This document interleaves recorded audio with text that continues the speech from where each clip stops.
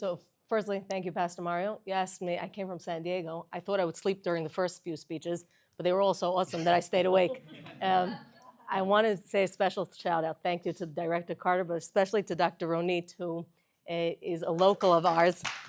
And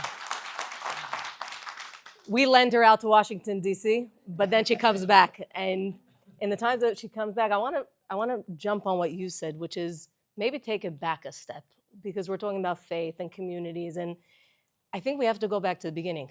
If you look at the first chapters of creation, when man is created, very shortly afterwards, he's lonely. And God says to him, Lo tov heyot ha'adam levado, e'eseh lo ezer kinegdo. Now in English, it's not good for man to be alone. I am going to make him a partner.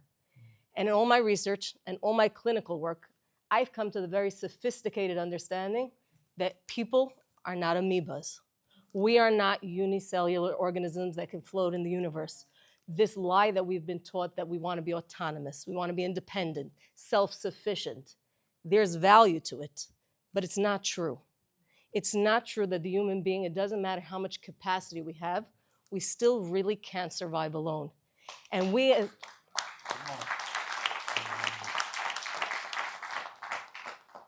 I think if you take it a step further though, the communities that we build have to come with the premise that these are communities that everybody belongs. And I know that in the work that I deal with, we always have the community and then the periphery. And the community, everyone across the board has its boundaries. Some are a little looser, depends on which side of the coast you're in, some a little tighter, but they all have those people who we consider the lepers, the pariahs, whether it's socioeconomic, what it has to do with which affiliations you have, kids at risk, you fill in the category. There are always the people who the community supports, and then unfortunately those who live on the periphery.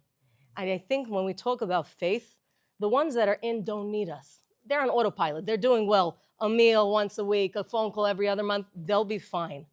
It's the people that are living on the periphery where they're not quite in, but they're still not quite out, that they struggle in silence, and really we can reach them.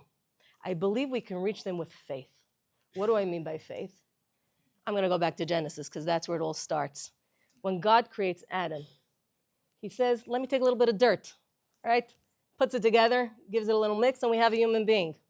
But it's not quite true what I told you. Because a few verses later, it says, Vayipach ba'apav nishmat chaim, vatihi ha'adam lenefesh chaya. And God takes and blows life into him. And now he becomes a living being.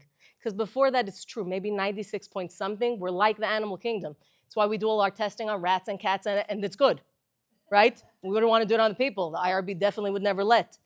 But there's another percent that we always neglect, which is the godliness within. And it doesn't matter how much the medicine and the science will do.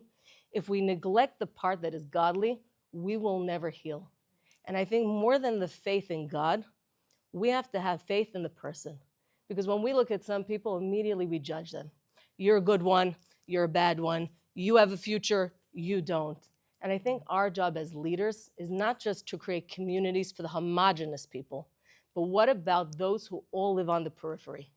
Everybody knows somebody that lives there. And I'm asking us, let's not forget about those, please. Thank you.